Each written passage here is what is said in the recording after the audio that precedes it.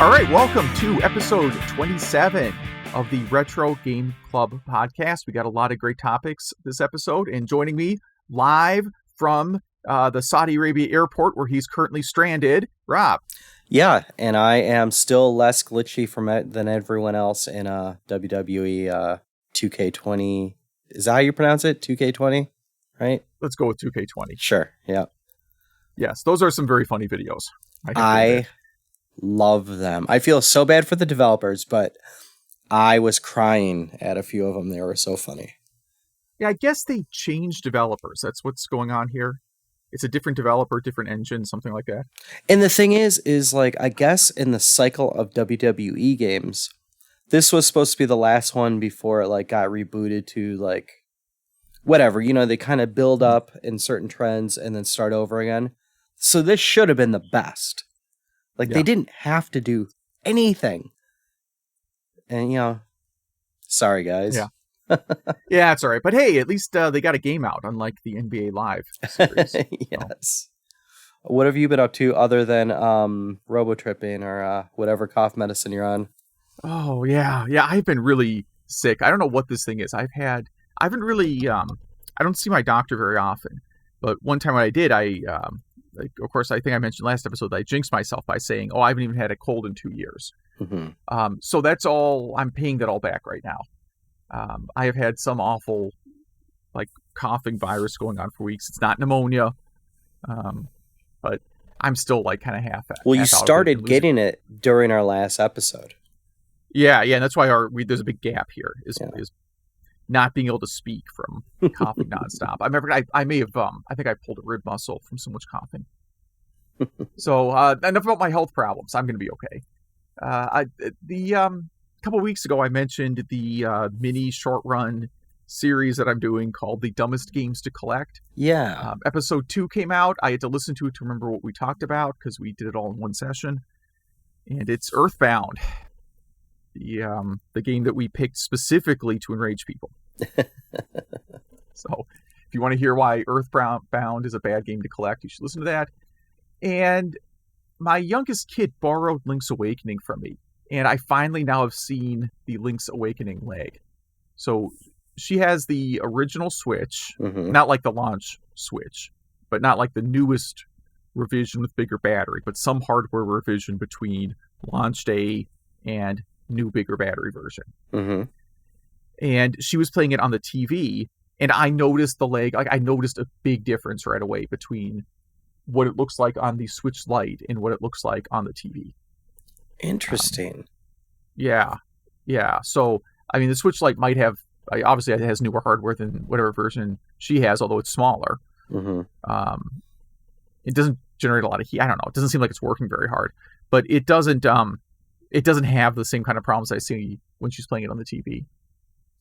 There were multiple times I noticed something right away.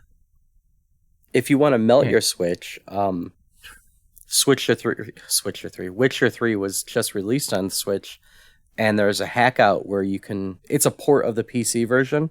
Okay. And there's a hack out where you can, all they did is hide all the menu for, how high you could push the graphics and stuff like that. Okay. And there's a hack to bring that back up, and you could put it up to a maximum and melt your Switch. Oh, nice. Yeah. So. Well, Witcher 3, that's what, 6 years old? Yeah, but it was on PlayStation. I mean, it's made for PlayStation 4 and PC. Yeah, you know? Yeah, I get that. And there's other games on Switch that were built for PlayStation 4. I just figured it was probably old enough that it really wasn't a problem. Like I was debating whether or not I want to get Ys 8 on the Switch, even though I already have it on the PlayStation 4, just because I'm insane when it comes to Falcom games. And then I'm like, well, Falcom doesn't really use like the latest graphics engines. I mean, Ys 8 could probably pass for a PS3 game. So yeah, or a Vita game, really. But it is a Vita game also.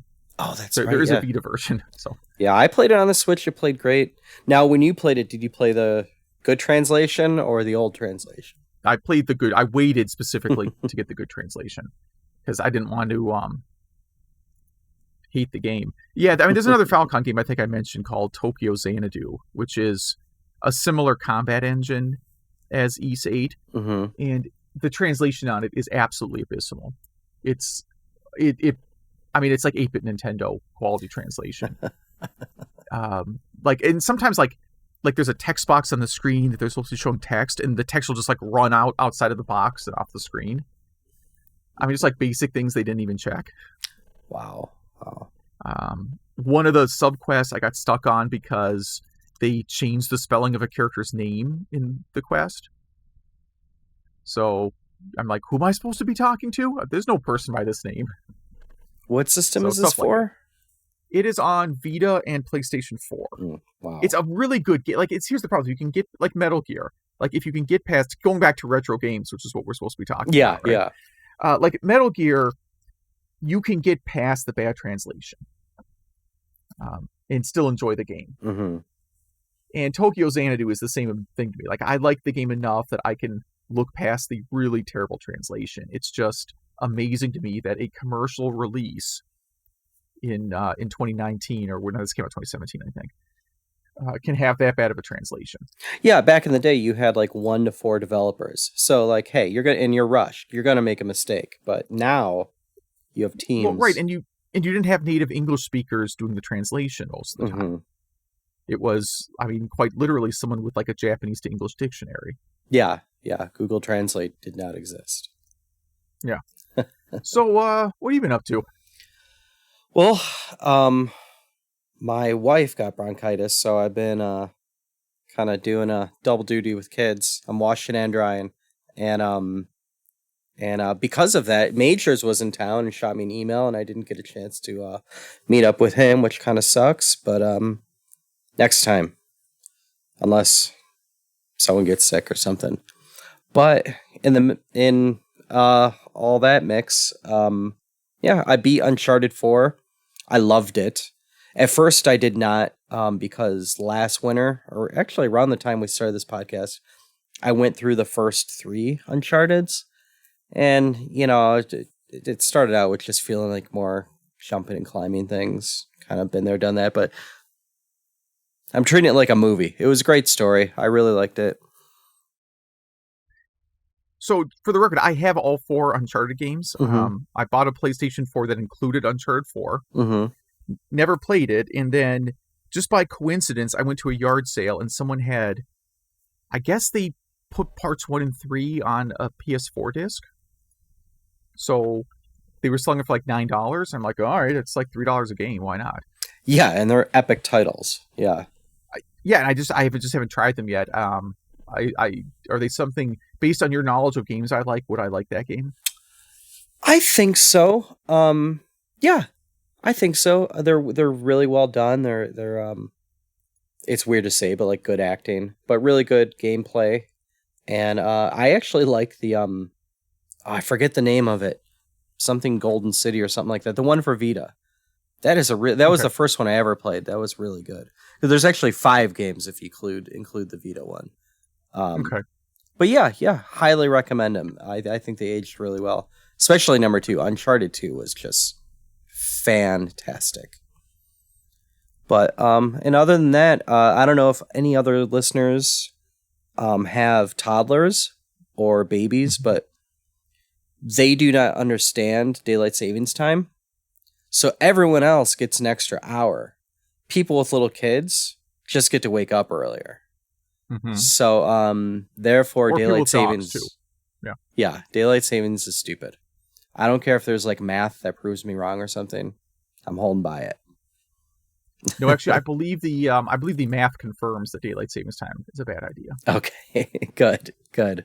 I don't believe there's any evidence that it's a good idea.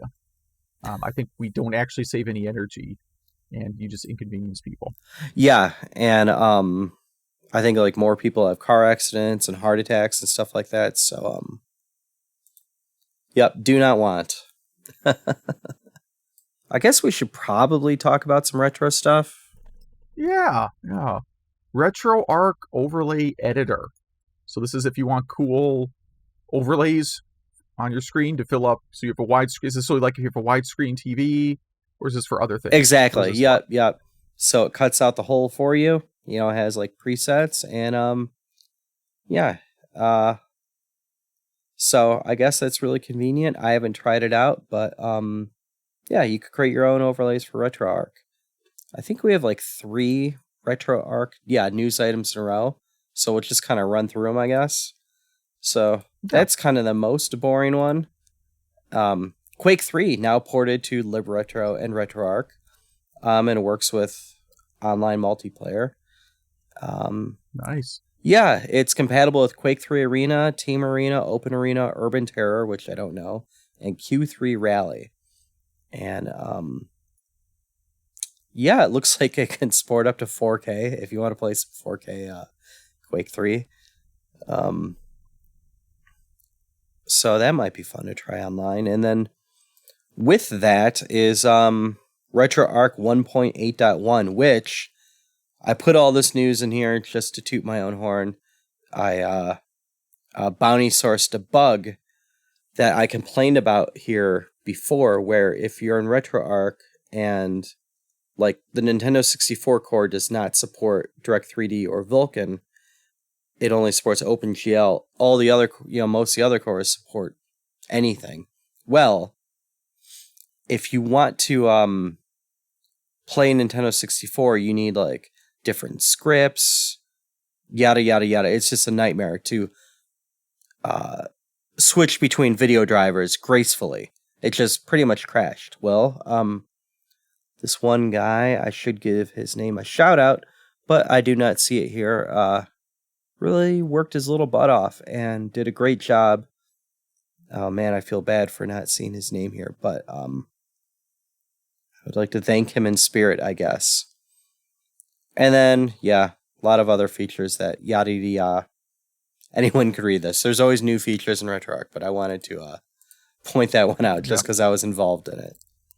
Yeah, I still have been putting off trying the CD support. Yeah, I'm excited for you to try that. I would, but I have to pull out a USB CD to try it out. Yeah, I just I've been dealing with a lot of projects, and then unfortunately under the weather, which I will stop complaining about now. Nintendo's old Japanese websites are an internet time trip. So this is one of these various articles where someone goes and hops on archive.org and pulls down screenshots of what a website used to look like. I actually remember these because I remember visiting the Nintendo Japan site, because it occurred to me when I had internet that, hey, I could go visit the Japanese version of the Nintendo site and see stuff that isn't in America yet. Yep. This was still the time where they had different release schedules than us. Yeah, and I kind of have a connection to this too, because back in 2000, when I started my first startup, .com startup, this graphics person that was helping me out, they always ask you like, well, what sites do you like the look of the best? We'll start there. And I sent them to nintendo.co.jp. And just a little bit ago, I went to archive.org just to see why I liked that design, because I was thinking about it. So, yeah, I mean, it looks a little dated now, I suppose. I mean, it's not Bootstrap or some other. I'm sure this is not responsive design. Yes, no, it's probably built in front page or something. Yes, but it was. I mean, these sites were gorgeous back in the day. Yeah, I kind of wish I wish the internet looked more like the '90s now. Fewer ads. And just more sites with tacky backgrounds and sort of poorly formatted graphics, and it's all of an improvement over what we have today. I definitely agree, and people less snotty about it. Video game emulation, is it piracy or preservation? This is a ongoing debate that will probably never be resolved. What are you have any thoughts on this? My yes is that the answer, if you ask me, is video game emulation piracy or preservation, I would answer yes. So it is both, really.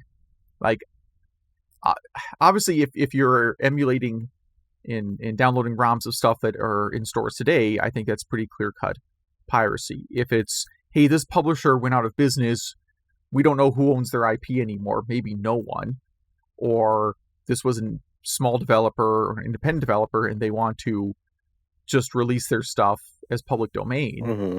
then it's 100% preservation. And things that were commercial at one point, like there's almost like a statute of limitations for when it's okay to start pirating stuff, because Yeah. we don't. It's hard because we don't have like sensible public domain laws anymore. Like there used to be a time you'd publish something, and then after, I don't know what the original number was, 20 or 30 years, it would be public domain. Yeah, then it was 70. Now it's what, like 140? 9 million or whatever. Yeah, right? yeah.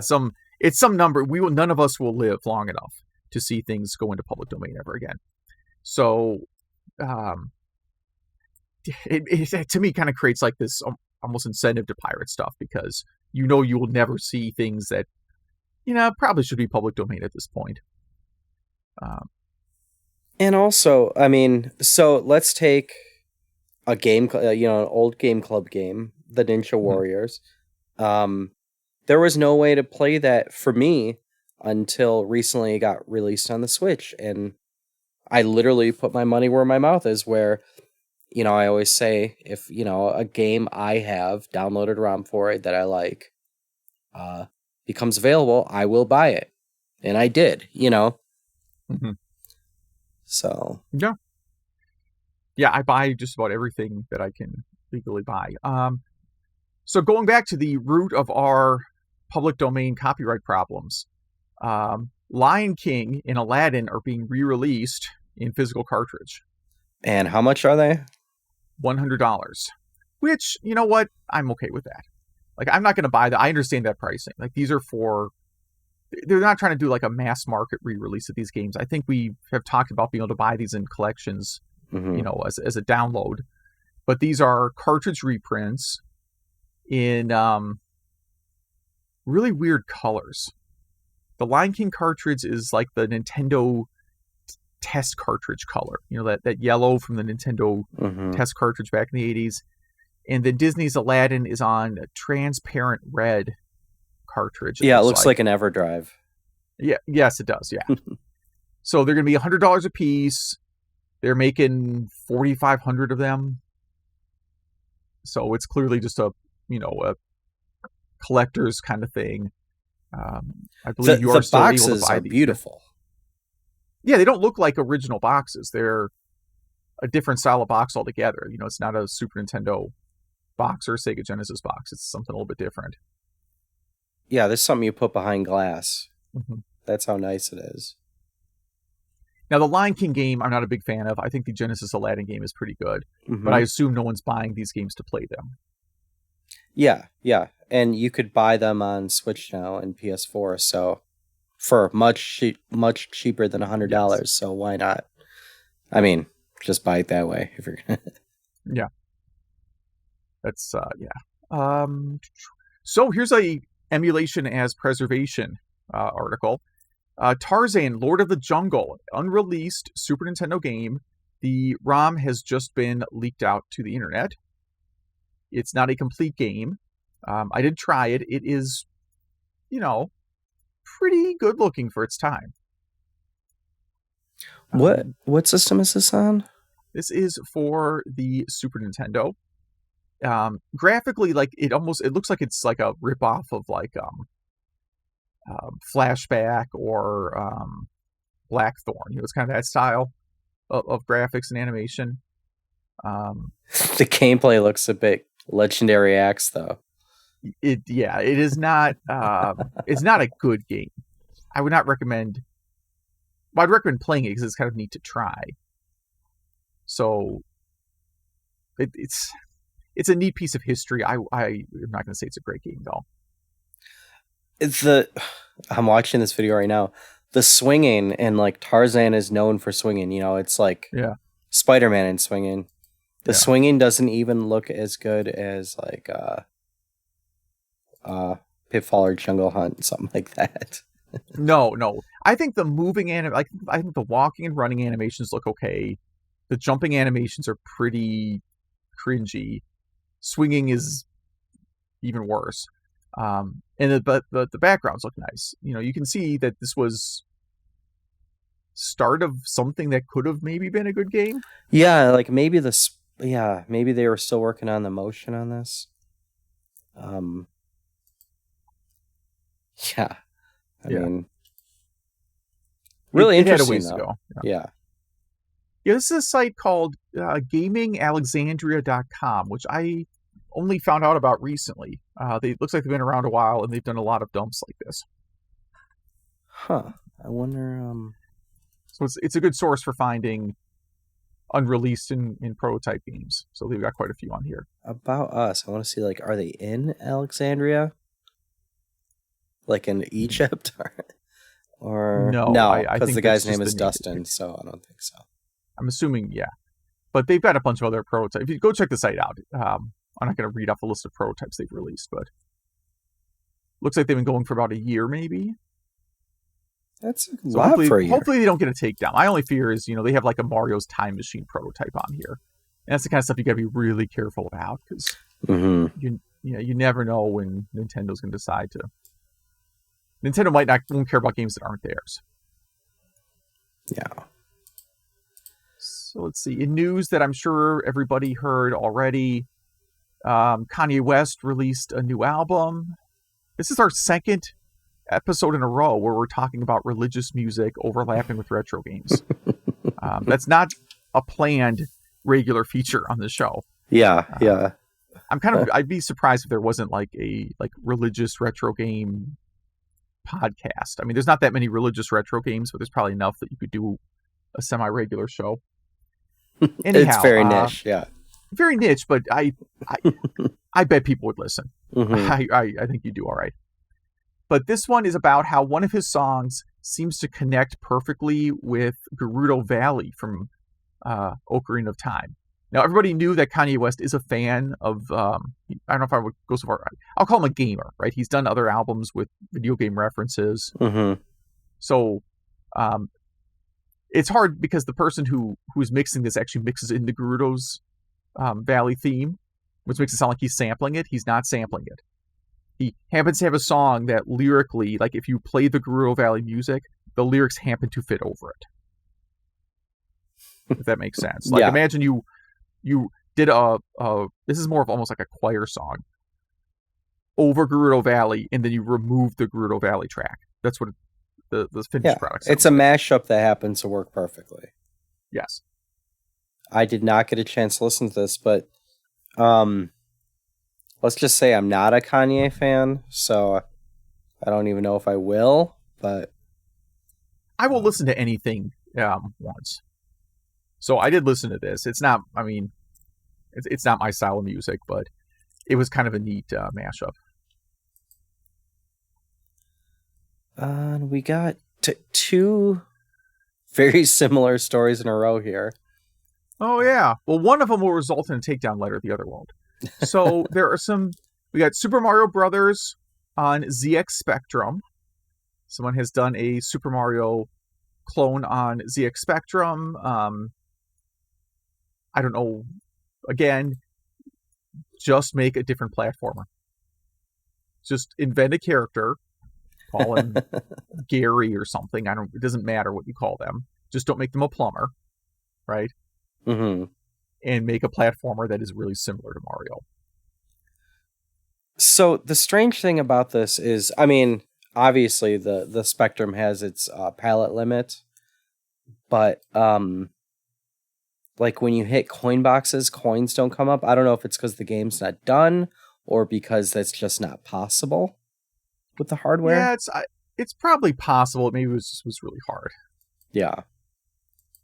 Yeah, like the flag doesn't move down the flagpole or anything like that. Yeah, that's all hard. So this is a very technically impressive demo despite these things. Yes, absolutely. Which is why it will be disappointing when it gets a takedown letter. It looks like it has pretty much the same physics, you know? Wait, which processor was the Spectrum? Let's see. While I Google this, have any guesses? I think it was a Z80.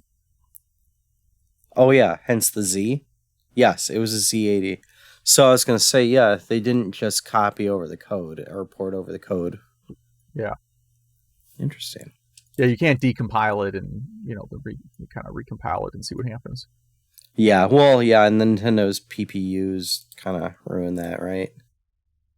Yeah, it's probably not easy to do. I've never really thought too hard about decompiling a Nintendo 60, an NES game and then recompiling it for different platforms. Never, not high on my wouldn't that be cool list. But in very similar news, Sonic GX. So Sonic Yeah. running smoothly on an Amstrad. Yeah, so this is an Amstrad GX 4000, which is more like is a console. And it's a Z80 console, and looking at this demo, based on the kind of map and especially the level design, this looks like it is the Game Gear version of Sonic the Hedgehog. Yeah, the Because way his feet move too. Yeah, because the level layout on the Game Gear version is different than it's different than the Master System version. So, now they're both Z80 games, and the Amstrad GX 4000 is also a Z80 system. So my suspicion is this is a case of, which is still a lot of work, like taking the code for the Game Gear version of Sonic and porting it to run on the Amstrad, because I'm sure it didn't just run the first time you compiled it. Yeah. Yeah, but this is really impressive, and it does run really smoothly. It looks way better than the Game Gear version. I'll be pretty blunt there. Yeah. So, but Sega's probably not going to send a takedown letter for that. That's the difference here. Oh, and there's a link to the source code. So if you want to know how to port Sonic to Amstrad, if that's one thing you've always want to know, here you go. Yeah. You're welcome. Book bundle. If you go out to storybundle.com/games, they have a bundle for the fall of various game books. Some of them talk a little bit about development, and others are just history of a particular game. They have stuff from Unseen 64 in here about like Wii, PS3, and Xbox 360 games that were unreleased. Game dev stories, insider story of writing strategy guides. That's pretty cool. Another boss fights book. So I bought this. I always buy all these bundles, and then I guess I'm waiting till I'm an invalid for a week or something. I don't read that often. Usually this is for trips. Usually like I can be on an airplane or something. So one there that I was interested in was the JRPG Creator's Handbook.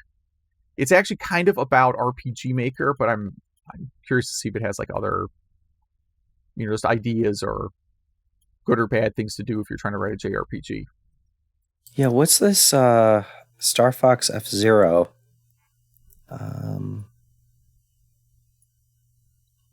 It's a science fiction series? What? Oh, wait, sorry, no. It's from Hardcore Gaming 101, so it's going to be like a history of kind of thing. Cool. So their stuff's really good. And Backbit, emulated storage solution for the Commodore 64. So this is another, and there's several of these for the Commodore 64. This is just an alternative to using a disk drive. So if you want to be able to use SD cards, they have a little chart comparing it to some of the other competitors, and there, of course, are many. So, this basically lets you put a 32 gig SD card in your Commodore 64. Yeah, it looks like it's about $100. Huh. Yeah, I think if you're a big C64 fan, this is probably a pretty good deal. Yeah, absolutely. And it actually supports FAT32. So thank you. It's just so annoying when you get these things, and it's always FAT16. It's like you have to go out and download something that can actually format to that. And yeah, I don't even know how I would make a FAT16 partition right now. Yeah, it's annoying. Sega plans to release more animated Sonic shorts in the future. Cool. All right. Yeah. I guess. But like looking at that, like my kid would be all about it. He recognizes Sonic, and so yeah. But maybe not the other people. Yes. And last up here from Raymond Chen. So Raymond Chen is a like senior developer over at Microsoft. He's been doing like Microsoft, basically operating system development for Microsoft since, I don't know, the olden days. And he writes a blog that's half about like debugging problems today, and then half about people ask him some question of, like, why does Windows work this way? And then he ties it back to like a feature request in Windows 3.1. It's a really fascinating blog. But he has one that I thought was actually related to the show because it's about the pains of trying to do retro computing. Mm-hmm. And its title is "What Happened If You Try to Access a Network File Bigger Than 2 Gig from MS-DOS." So he is a friend who's into retro computing, and he wanted to know, which again, this is a thing you might think of doing. Like, I'm going to set up a DOS virtual machine. Oh, and I want to copy down a CD game or a bunch of CD games, right? How would I copy 2 gig onto my FAT16 drive? And it's basically his friend asked, like, well, why doesn't this work? And his explanation is, I'll just read directly from the article. Yeah. He says, "We're talking 1984 here. A 20 megabyte hard drive cost around $1,800. To get to 2 gig, you'd first have to invent RAID, then create an array of 100 drives, which would put you at $180,000. Although you could probably get a bulk discount. Then you'd have to be able to connect them, power and all, and then to create the file, you need to push 2 gig of data over a T1 line, which would take about 3 hours. So this is why DOS did not support copying a 2 gig file across the network. And then as he notes at the end, like, if you're into retro computing, then your poor 1984 DOS system is going to see lots of crazy things like hard drives bigger than 20 meg and processors that can count to 1 billion in 55 milliseconds. So yeah, and I'm sure you've seen this too, where you set up a virtual machine, you're like, all right, I just need to, like, oh, there's this demo of this game I want to try. I just got to pull it down from the internet. Oh wait, how do I pull something down from the internet in DOS? Oh, that's right. Yeah, you don't. Or you're like, oh, I got a genius idea. And I've done this. Like, I'm going to create a DOS, again, like as he mentions here, hard drives bigger than 20 meg. Like, I'm going to create a DOS virtual machine, and I'm just going to attach a 1 gig hard drive to it so I don't have to, like, change disks. And, of course, that doesn't work either. So, yeah. The trials and tribulations of trying to do retro computing. Yeah. Thank you for DOSBox, though, making our lives easier. Yeah, DOSBox kind of, because you can point that to a massive hard drive and not run into a problem. Yeah. And I think that wraps up news. Yes. So our feature topic this week is, I don't know how to pronounce this. Ghidra. Ghidra. How would you pronounce that? I think you got it right. And is that like Godzilla's cousin, or what are we talking about? I don't know where the name came from, but it is a set of reverse engineering tools that were developed by the NSA. So this is, the American government, NSA, developed a series of tools that then they released to public domain. And of course, you can be skeptical about it. The reason why a lot of people feel it's pretty safe to download these tools is because the people downloading them many of the people downloading them are actually better reverse engineers and developers than what the NSA hires. Mm-hmm. Because you make more in the private sector than you do working for the NSA, probably. So they would find, if NSA stuck some sort of backdoor into this thing, they would find it. But also, too, it's pretty likely that they release these tools because they have something even better that they're not releasing. Oh, yeah. But the interesting thing about Ghidra as a reverse engineering tool is that it includes reverse engineering tools for tons of retro computers. And the reason for that should be obvious. Just, I think it was last episode, we talked about, the nuclear launch system being on 8-inch floppy. So if this is an area that, this is a team that's tasked with hacking foreign computers and foreign missile systems and power whatever, nuclear plants, they probably have to be able to decompile Z80 code and 6502, and you name it. But what the retro game community, of course, has noticed is, hey, wait a minute, we can use this to decompile games. And it's faster and cheaper. There's like commercial decompilers, but that these tools are actually way faster and way cheaper, obviously way cheaper than the commercial tools that you can get. And there have been a lot of projects that are using this NSA framework to decompile code. So I'm going to talk about a couple of them. I don't know, did you look at any of these different projects out there? I've just scanned over them, yeah. So there's a really good one out here. We're going to have links to all of them. I'll read you the title because it's easier probably for you to Google it than type in this URL. Sega Genesis ROM hacking with Ghidra.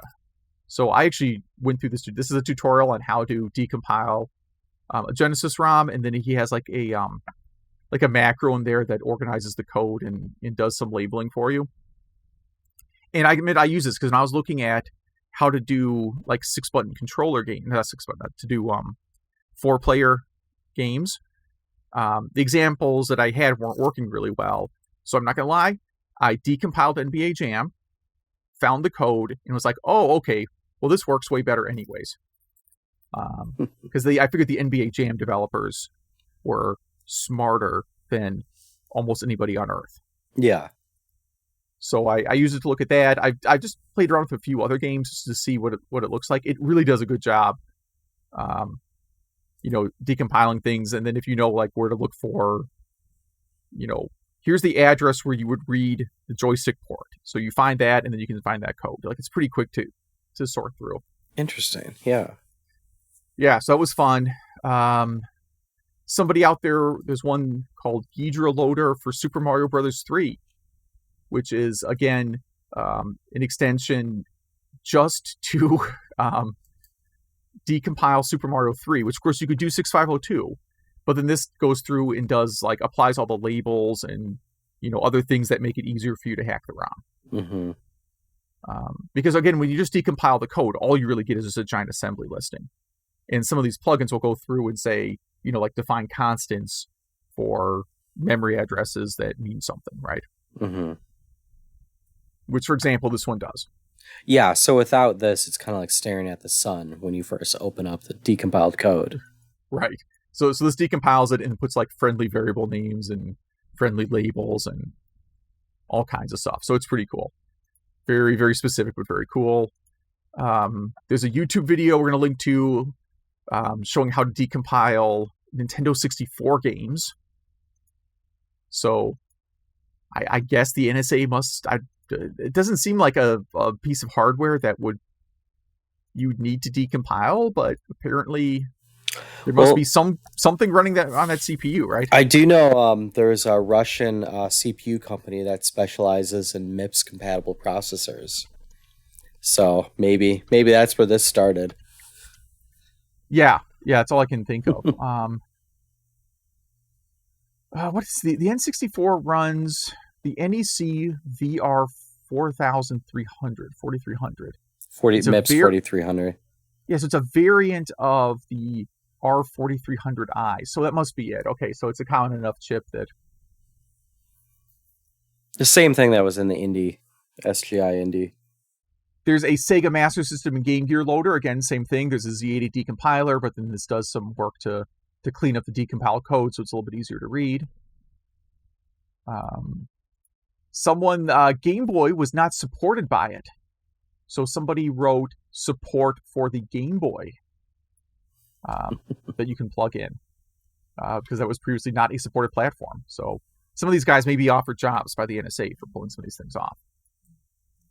And then the most specific one, how to decompile Pikmin for the GameCube specifically. Yeah, that's insane.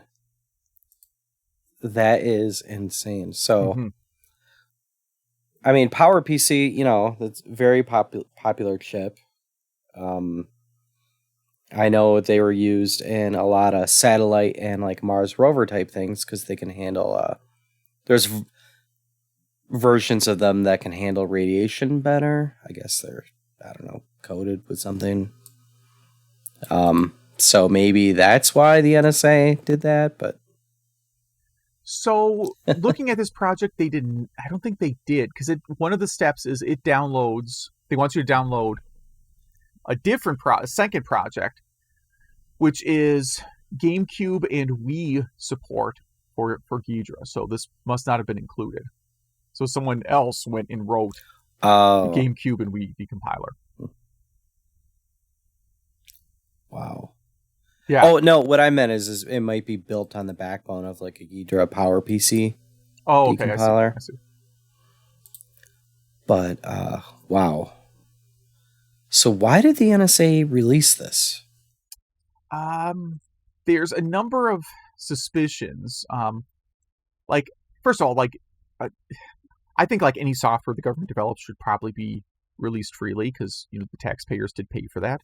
Yeah. I mean, we do technically own that software. We paid for it, so give us the code. But I think part of the thought was that they could use it as like a potential recruiting tool. So you could see who does some cool stuff with it, and then recruit them to come work for you. And just browsing the Ghidra tag on GitHub, there are a lot of results now. Fairly recent one to do Sega Saturn, the Sega Saturn Super H SH2, which I believe is very similar to what is in the 32X. As far as I know, there's not 32X support for it yet.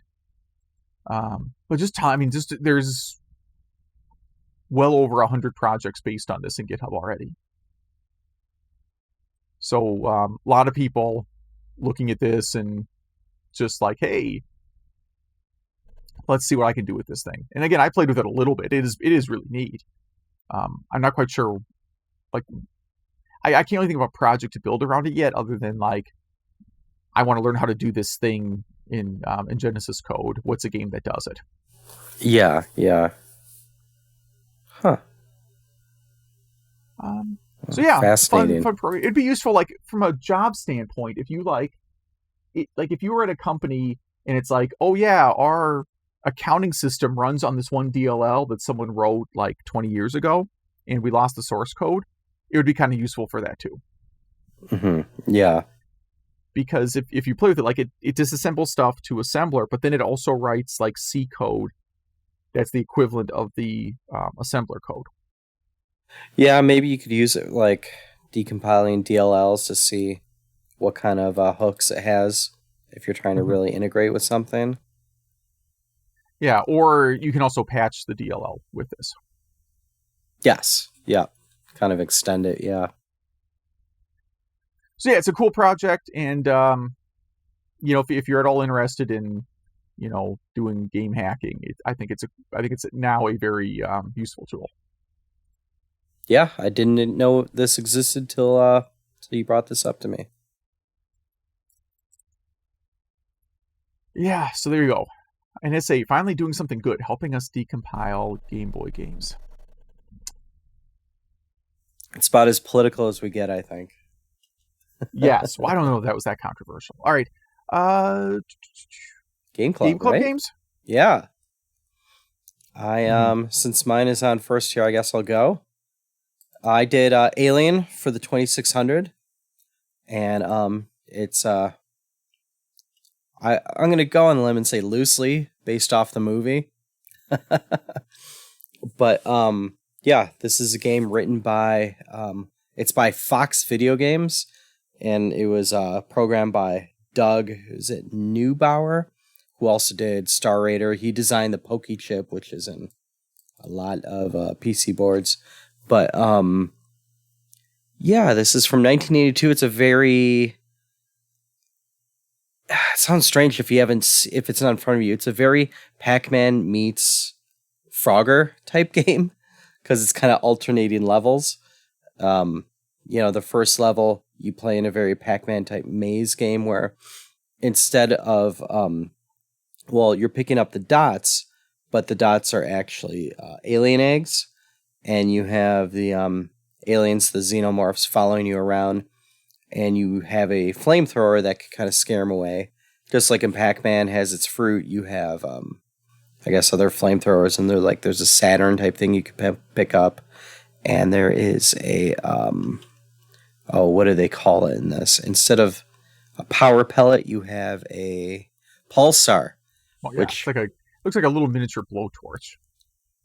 Oh, that is a blowtorch. The pulsar is the power pellet. Oh yeah. Okay, I flipped power pellet in. Yeah, and so this is I'm gonna go and say this is an okay game. There's nothing really wrong with it. Sometimes when I'd press up, I'd go sideways instead, but I think it's because I played with a D-pad instead of a stick. The game really just keeps getting faster and faster. That's how the gameplay gets more difficult. Mm-hmm. The graphics are just how you'd picture it on a 2600, nothing groundbreaking. And it's not really available. It's not available at all, I don't think, on other systems. No, I don't think there was another version of this. Yeah, I read a little bit about it.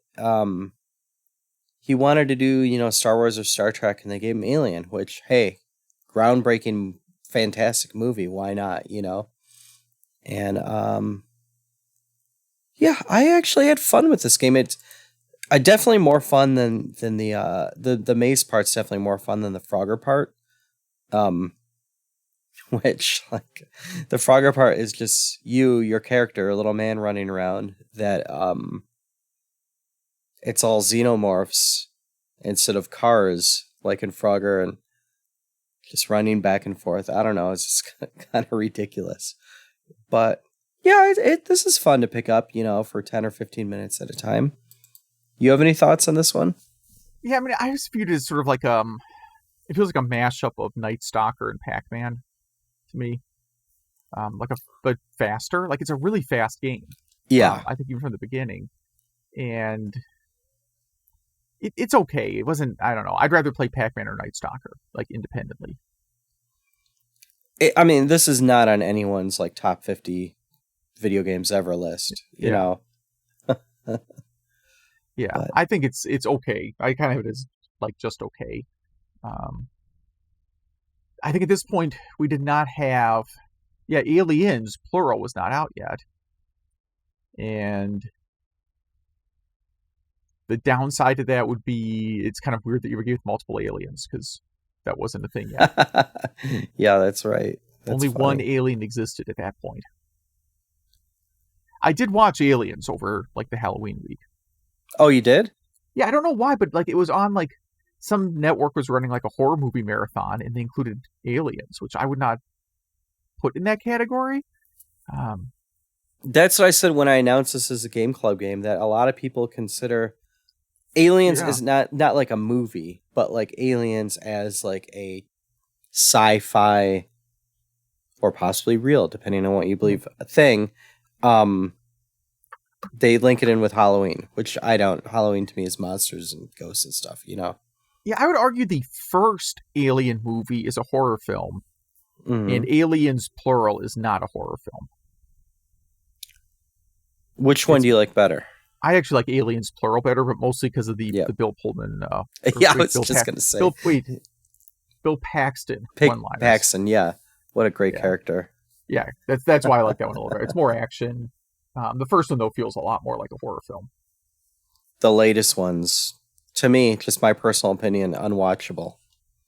Yeah, I felt that way starting with Alien 3. And then I watched Alien Resurrection, which I would also call unwatchable. Yeah, and Prometheus is just... I didn't do it. It's a series ruiner. To me. Just to me. I'm not judging anyone who likes it. But yeah, let's move on to yours unless you have any other thoughts. No, I just, with Halloween this week and with Luigi's Mansion 3 coming out, I decided I would fire up the original Luigi's Mansion, which I think still holds up pretty well. Mm-hmm. I like it better than Luigi's Mansion 2, because Luigi's Mansion 2, you kind of like have to go and redo levels all the time. It's one of these games where it's like, here's a level, and then you get a new ability, and you have to go back and redo the level again. It's kind of not as much fun. Whereas, the original Luigi's Mansion is really just you're in this giant mansion, you do a room or two, you get a key, a new area unlocks, there's maybe 2 or 3 rooms, You can sometimes do them in any order you want. Other times you can't. And you're just kind of looking for ghosts, looking for hidden stuff. The mechanics, I think, are pretty good. It's fairly simple controls. Maybe a little tricky the first couple times you play it, but like once you master the controls, there's really not much to it. And I only played this on 3DS. What's the load time like on GameCube for this? Like between levels, are you waiting, or is it not too bad? Not really, no. I wouldn't say there's much of a delay. I agree with you. The second one was a Dark Moon. It feels like they were making it a little bit more difficult than it was meant to be, just to make it a longer game. Yeah, because it's not a long game. So being a GameCube launch title, like it's in some ways it's like a tech demo. Like, look how cool we can make a GameCube game look, and we don't want to, like, it's a short game, so maybe we don't want to put Mario in the title role because we don't want to diminish Mario, I guess. Because it is. I mean, you can once you've played it, it's 2-3 hour game maybe if you know the way through. Whereas first time you play through, it's probably 10-20 hours because there's a lot of trial and error, and maybe you die a couple times where you're trying to learn the mechanics, and you don't know how to fight the bosses. Each boss fight, they're these big epic boss fights, and it's a little different. Each fight's a little unique. And those are fun though. I mean, those are those really get your heart racing sometimes. Yeah, like the fight with the baby ghost in the crib. That's a crazy fight. And isn't there? I didn't finish it this time. Isn't there a Bowser fight like at the end? Yeah, at the end. Yeah, because you have to defeat Bowser to rescue Mario. And this is another game where, like, I have the soundtrack and I put it on my Halloween playlist. So it's good. It's spooky music, but it's not like terrifying spooky. It's like kind of lighthearted to take on Halloween and horror games. What's the new character in this? Is it Egad? Is that the Egad? Yeah, Professor Egad. He's a great character. I mean, he's definitely he's like Mario canon now. What a great new character. New meaning Yeah, new to the series. Yeah, everyone else in there. Luigi exists, obviously. Mario, Bowser, and then Toad. Helpful Toad. Helpful, kind of cowardly Toad. In that game. And Ghost Dog. I love Ghost Dog. Yes. Yeah, have you seen this one on the 3DS? No, I haven't. I have not. Oh, it translates so well. It's one of the few games that whenever I use the 3D, like, I don't know, the mode, 3D mode on 3DS, I always just keep it at the most limited setting, because if I blast it up anyhow, I just feel like I'm going cross-eyed. And this one, actually, it works pretty well. You don't really get a headache while using that mode. I was glad you picked this one. Yeah, I'm one of these people that doesn't see 3D at all. Like, 3D movies just look like a blur to me. Huh. Even I do wear the glasses. Don't email me after I put on the glasses. I put on the glasses. I can't see anything. It's just a blur. So 3D mode on 3DS is kind of the same deal. Interesting. Yeah, I can't really see. I always have it turned off because I can't see the 3D effects anyways. Yeah, I mean, it usually doesn't do too much. I mean, in terms of adding to the game, Did you buy the third one? Not yet. No, okay. I don't really want to play a Luigi's Mansion game in November. If that makes sense. Yeah. Like, I think there's a pretty good chance I will buy it like October 1st of next year. Yeah, for like $15. Yeah. Well, I don't know, man. Switch games never seem to go down in price. Switch tax. Like I said, Nintendo branded Switch games don't go down in price. I've downloaded like 900 games for 1 cent on the Switch eShop. Right. I just download Coffee Crisis. So that's an indie game originally for the Sega Genesis. It's a Streets of Rage style game that is 99 cents on the Nintendo Switch right now. That is 100% worth 99 cents.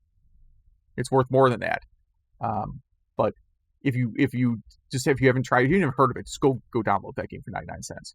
Yeah, they really got their indies down. Well, I mean, it's not even indie, but you know what I mean? Like, yeah, the game selection on that system. Yeah. Fantastic. Well, I guess we should move on to some feedback, huh? Yes. So I could take the first one. Okay. Yeah, Eric from the Pacific Northwest writes us talking about the last topic of 90s PC components. And yeah, back in 97, he and his brother had a compact 233 megahertz with 32 megabytes of RAM.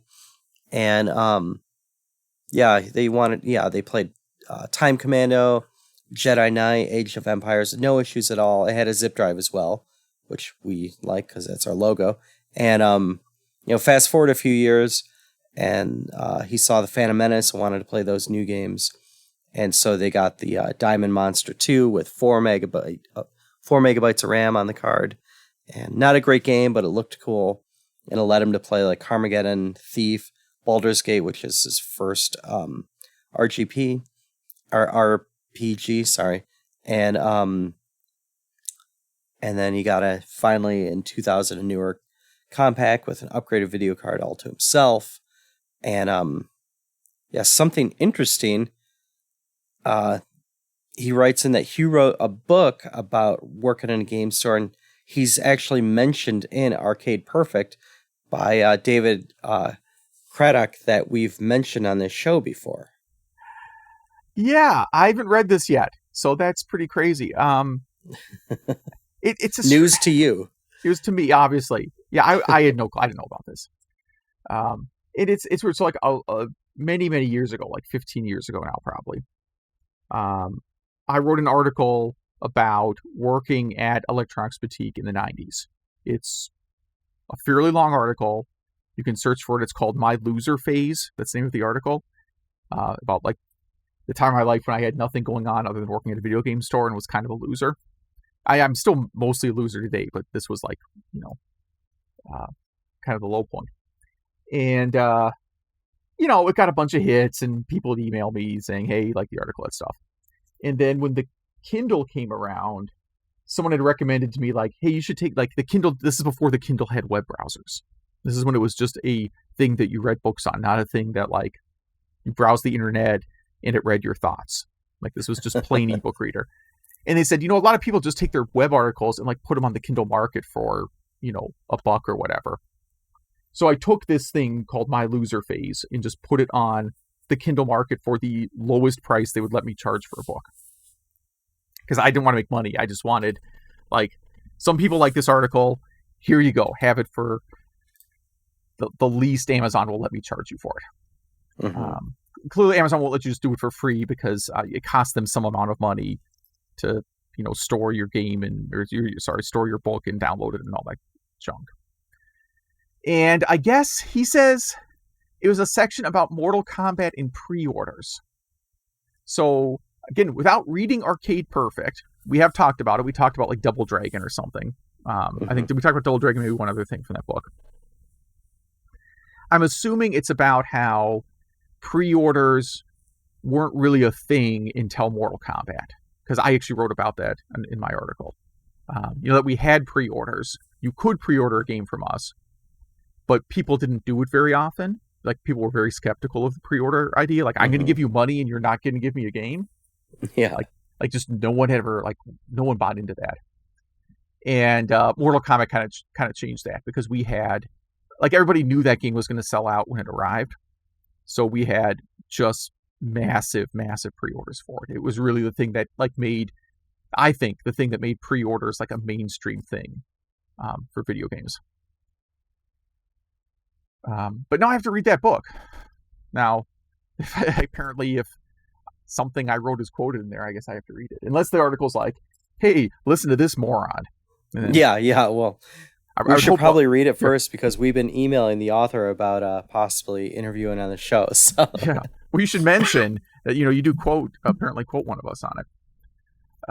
Favorably or not. And then Eric does have one question for us about recommendations for Ghost Trick-like games. And Eric, my dude, I actually put a lot of thought into this today, and because it's such a unique game that you kind of stumped me. So I came up with Ace Attorney, which is another game the developer created right before Ghost Trick, and not really the same genre, but the same kind of puzzly feel. I came up with Fez and Portal. Kind of time puzzles in there a little bit, but that's all I could think of. All great games. Okay. But yeah, right. Eric, thank you for writing in. So Joel writes back about the PlayStation Classic in other regions. So I think we talked about this last episode. He said, we pondered whether he spoke Japanese. He says, no, he doesn't, but a lot of the games have English subtitles or optional English voice acting. Or worst case, there's like a translation available. And I've played games like that, where you have to have like a spreadsheet next to you while you're playing it. And he bought the PS Classic because he was interested in the Net Yorozi games that are basically not obtainable here in the US. But they were officially published demo discs in the UK. So these were it's like a homebrew PlayStation dev kit that Sony made available to consumers. And a lot of people went on to get their start in the game industry based on it. I have a copy of this SDK. I just haven't ever used it. And at some point, he says he imported a stack of UK demo discs and ripped them just to play them on the modded Classic. And everything went smoothly enough that he then started looking in Japan for PS1 games. And it happened at the same time that he got into watching the original seasons of Twin Peaks. My advice, by the way, is quit after the second season of Twin Peaks, or midway through the second season. And then, so he ended up getting Mizuruna Falls, which is similar to Twin Peaks. And I don't know how to pronounce this. Akanaguga? Koga. I don't know if I'm... Aconcagua. So he said the English patch for Mizuna Falls is no longer available, but you can still get the script. And the game that I can't pronounce has enough English to make it playable. But does require a little bit of extra work because it's multi-disc. Yeah, so it's on the PS Classic, you can run multi-disc games. You just have to mess with the config a little bit. Says he hasn't attempted to connect the PS3 controller. I said I haven't either. I just had heard it was a thing you could do. He said it's more. I plugged PS Classic into a PS4 USB port because it's more convenient to plug into a new. Okay, makes sense. That makes sense. So that's it. So thanks for the update. Yeah, I probably could get in. I like indie games and kind of homebrew stuff. I guess I could get into these Net Yorozi games. I'm sure there's some site out there where you can maybe obtain a copy of them. Oh yeah, absolutely. And then Justin writes in, we had a Facebook question of the week from Zach. Thank you, Zach. About if there was a candy from any video game or any retro candy that you could make, anything, any candy that real or fake that you could bring back, and Justin is saying the jelly beans from A Boy and His Blob, and I was surprised we didn't get more answers from that one, that question. But yeah. Justin, thanks for writing in. See, Majors is catching up on a couple episodes here. Suggests adding Midwest or VCS News to the drinking game, although it may end up killing him. Talk about the Sony Nintendo prototype being sold, and he mentions he's been at a few events that featured the prototype. Seems like kind of a cheap cash grab, that asking, basically charging people to take a picture with it and that kind of stuff. But it always seems to get a good line anyways. And he said at one convention where he was running a section, the Sony Nintendo thing was right next to him. Yeah, and he was not that impressed because he at least had systems you could sit down and play. Yeah. Nintendo owning rights to Super Mario Bros. Cartoon. The question is, does Nintendo want to own the rights? Like the Virtual Boy or the CDI Zelda games. Where they would rather pretend they didn't. Yeah. Yeah, it's interesting because the Super Mario cartoon is on Netflix, but the Zelda cartoon is not on Netflix. Which wasn't the Zelda one on Fridays? It was on Fridays. And that was a darn good cartoon, man. I hope that the next Breath of the Wild remake graphically looks exactly like the Zelda cartoon. Oh, that is a great idea. Yeah, Nintendo will never do that. I don't remember this. Weebarm versus Thexter. Thexter, yeah. Thexter, yeah. Apparently, all of us get those games confused, including him. Yes. I think I had asked if any other listeners like FMV games. He is very solidly against FMV games, except for Mach 3, which, by the way, is an awesome looking game. So have you played Mach 3? No. Watched videos, though. Yeah, this was like, I saw it first time I saw it in the arcade. It was like a big sit-down cabinet, almost like you were watching the scenes underneath you. It was really intense, but it was like 75 cents a play. So that was 50 cents more than I usually had with me. Yeah. So you mentioned liking Radiant Silver Sun, but the game is Silver Gun. Okay. And if you like that game, there are some similar titles you might want to try. I'm not going to try to pronounce the first one. Dodon Pocky Dodge, Sexy Parodius, Xanic X Xanic, Spriggan, and Raiden DX. I never really got into the raiding games. I never understood they just kind of seem kind of generic-y shooters, but I guess it's because they started so early that... They kind of are, yeah. Yeah. Now, have you played the Atari Jaguar rated game? I have not. Oh, yeah. You sound thrilled. Actually, it's not bad. It could be the top 10 best Jaguar game, which I admit is not a very tough ranking. What else here? C64 popularity.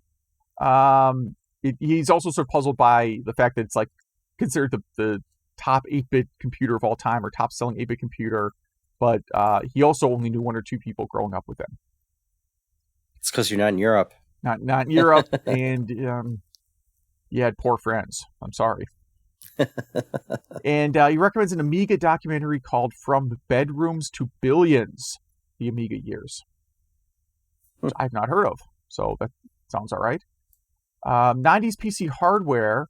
He was talking about his first home-built PC was an AMD 300 megahertz, starting with a Voodoo Rush video card, which does bring me back. I love that card. Yeah. Yeah, I remember that. And a Sound Blaster that also had SCSI capabilities, along with his first CD burner. And a little bit about the Sound Blaster fancy shielding that I mentioned last week.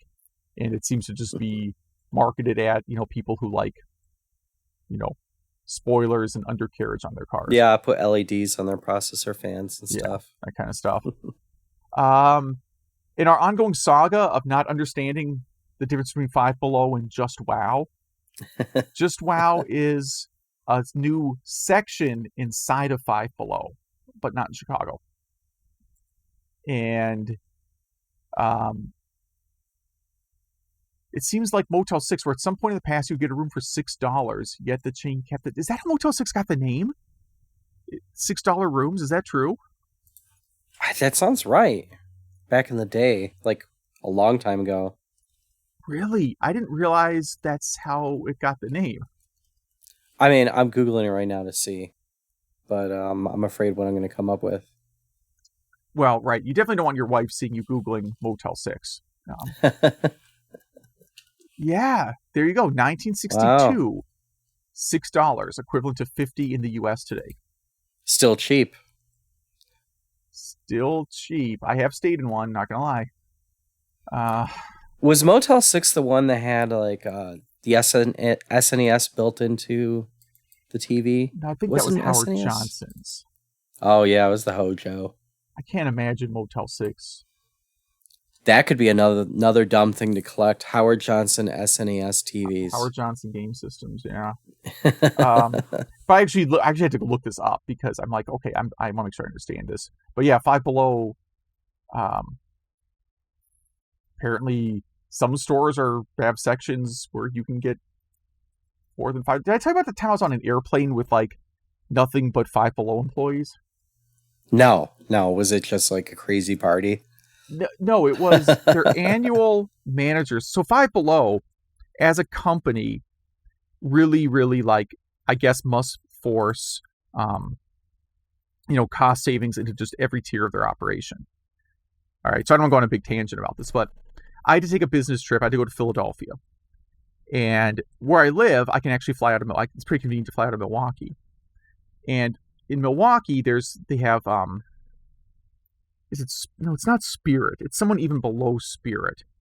But it's like an airline that does round trip flights from Milwaukee to Philadelphia for, I'm not kidding, like $70.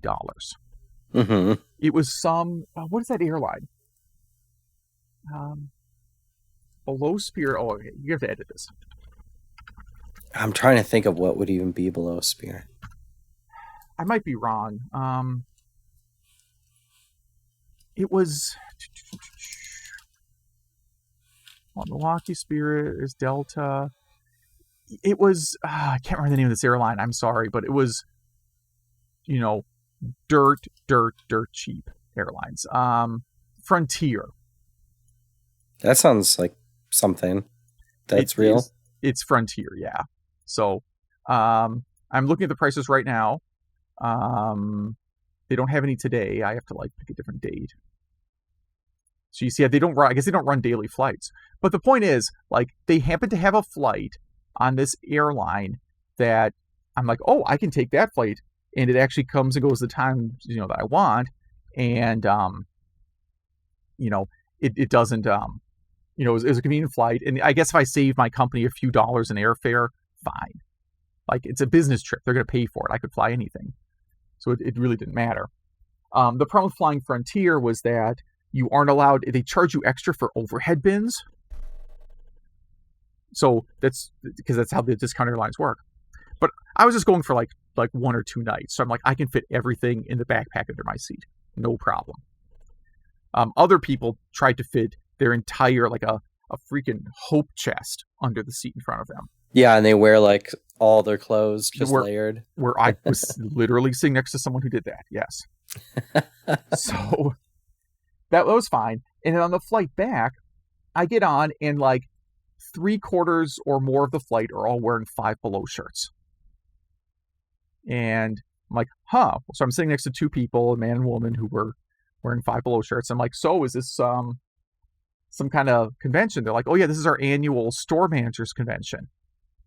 And I'm like, oh, and they sure have a lot of store managers in Milwaukee. And they're like, oh no, I'm in Oklahoma City, and my friend over here is in Omaha or something, right? None of them were anywhere near Milwaukee.